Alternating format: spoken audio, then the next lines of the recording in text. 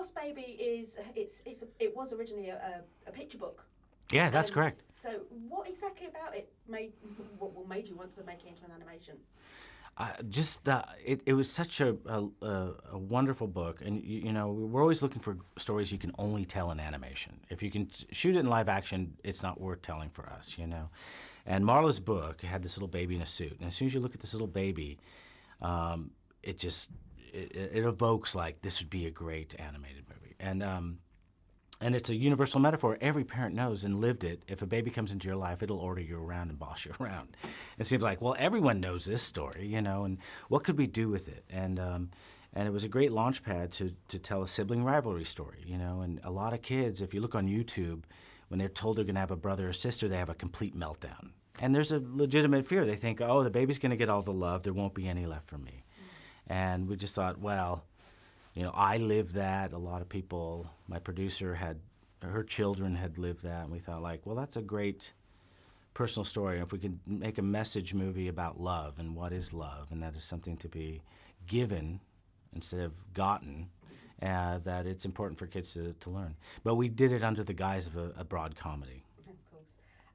Exactly how did you come across the book? I mean, have you got kids of your own, and was it in their collection? Unfortunately, I don't, but I was the boss baby in my family, and I tortured my brother. And so, in a way, I just wanted to write a love letter to my own brother, you know, because we went through war together and came out the other side best friends. And so it is my apology letter to my brother. And you kind of need that personal story because these things take a long time to make, you know, 6 years to make this movie.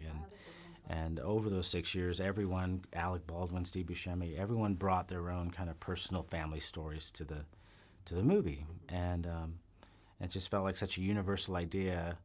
It should, you know, play to anyone who's ever been either A, a baby, or B, in a family. Yeah. You've actually got the look going on today of the Boss Baby, I must admit. Oh, I know.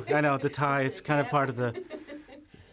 Okay, so obviously babies and animals, they're actually ruling the internet right now. Was that any kind of influence as well? Because, you know, there's a massive audience out there for that kind of thing. Yeah, what's not in Marla's book is this whole, like, you know, we've thought, well, where do babies come from? Maybe they come from a place called BabyCore. And then babies are worried about losing love to puppies. Because when we looked up online how many puppies were born in the world each day, 1.2 million, to how many babies were born in the world each day, 360,000.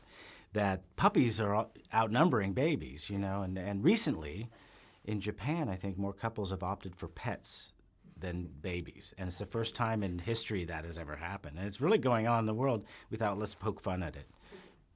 Okay, yeah, so it does, the book actually centres around the parents and the baby, but you've actually introduced Tim, the older brother.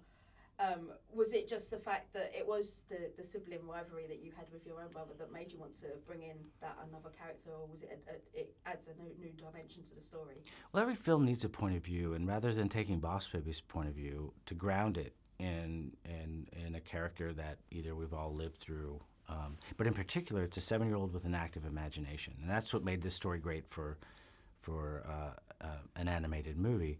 And it's told in the time before cell phones and computers and devices, when kids used their imaginations and went out and played and that sort of thing. And so, you know, it felt like this kid is worried the baby brother's going to take all the love from him, and what he learns is that, you know, our differences are our strengths. And it's really a story about acceptance. And we all need to accept our family sometimes as the people we love, and learn that giving love is better than getting love. Okay.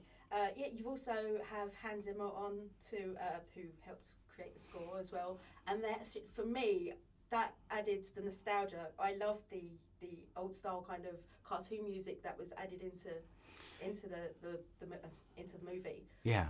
Was that is that on purpose?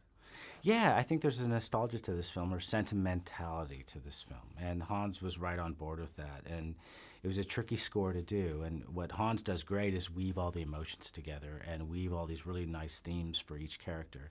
And Hans starts on the piano, just creating these themes for the character, and then they kind of evolved. And it starts on the piano, and the movie ends with a 105-piece orchestra recorded here at Air Lyndhurst in Hampstead, and even the orchestra cried at the end piece of music when they played it.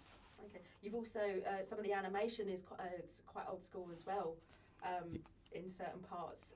Again, I thought that was pretty nice to have it a modern and quite old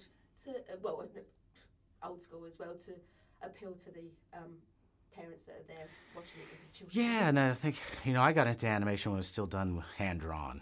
And I think for, computers, they can do what they do really well, but there was a magic to old school animation and the expressions characters would make and the timing of doing that. And, having a great group of animators, they're all fans of that era, we were able to, push it in ways, we look backwards to move forwards.